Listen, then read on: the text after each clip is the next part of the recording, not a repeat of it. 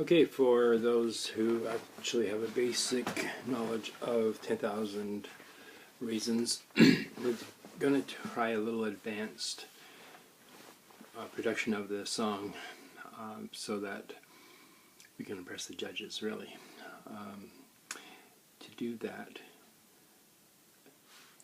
we're going to tune the guitar to drop D. So this bottom string now, it's not an E, it's a D. And what that does is when you're playing in D, you can have a nice fat bass note. So it gives you a really good full sound when you're playing this song, and especially if you're playing synchro notes like. Sounds so much better if you're doing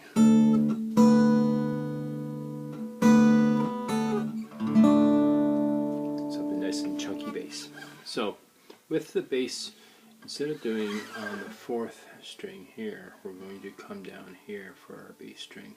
But if you are really proficient, you can actually really fill them out and do both of them. And actually all 3 of these will harmonize to a D, because you've got 2 Ds now and an A. So it's going to sound, you really can't go wrong if you miss something. So let's try this.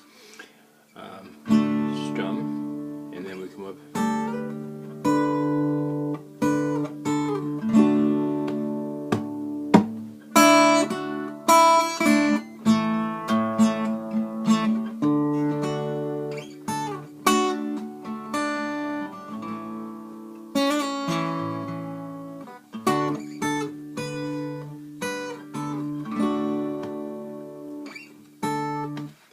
I just made my first mistake. I should be going up to 7, 9, and then close it off in a D. And we're just going to play chords at the end until I figure out something a bit more complicated.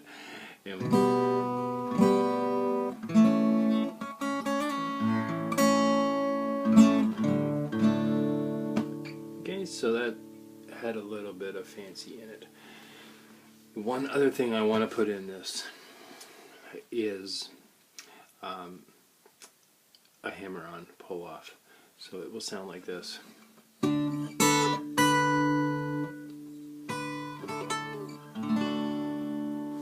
Okay, so basically we can just work on your hammer-on pull-offs from 5 to 7.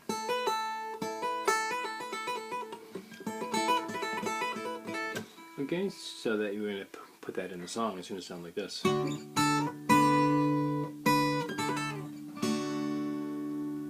have to get back to D in a hurry.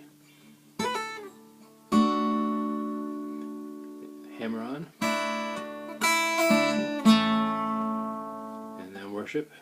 Remember worship, it's just those 2 strings, not the top string. Not that E. We're just playing those, that one there. It's going to sound, we're going to try to be a little harsh on those. Little spizzicato. So, back up to 5.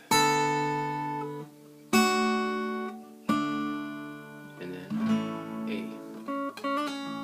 And when you come to your A, you've got the opportunity to go onto your B string and just do a little hammer-on pull-off there, which just decorates it a little bit to make it sound nice.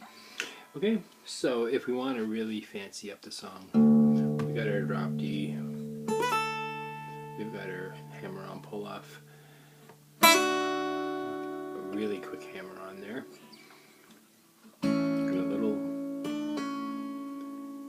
because what I usually do when I get to an A is just sort of rake down the strings until I get to this A note. The A note, of course, is right here, right there, underneath what is now the D note. That's special.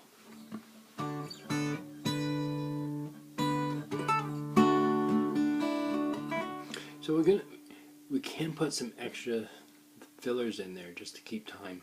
Especially the advanced kids are going to want to make sure that the other kids are watching you, and they're going to be watching your time especially.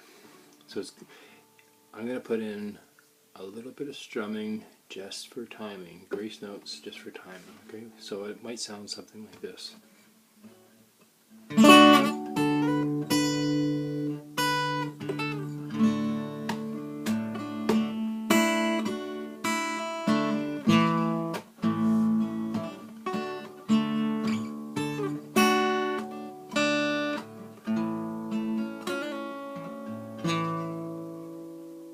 Off in a D there, actually E instead of B, where I should have. A closes it off, nice. Then we go all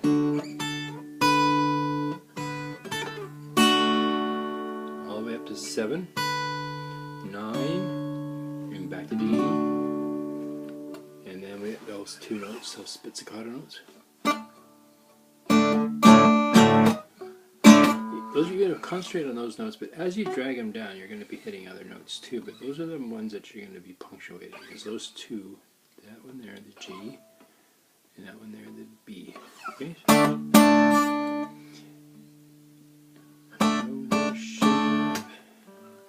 Then we just do a G, but because see, I've tuned it differently. I can't play a G the way I usually do, because now this G note is here.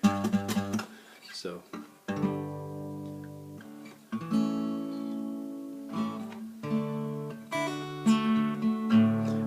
Do a half of a G, so it might sound like this.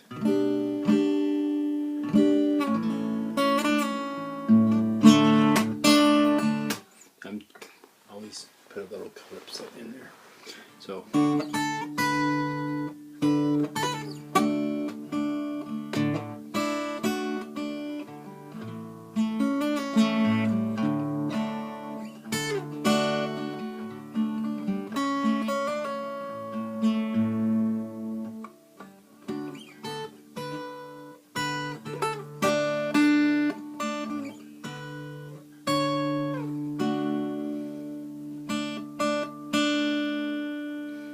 just chord it out.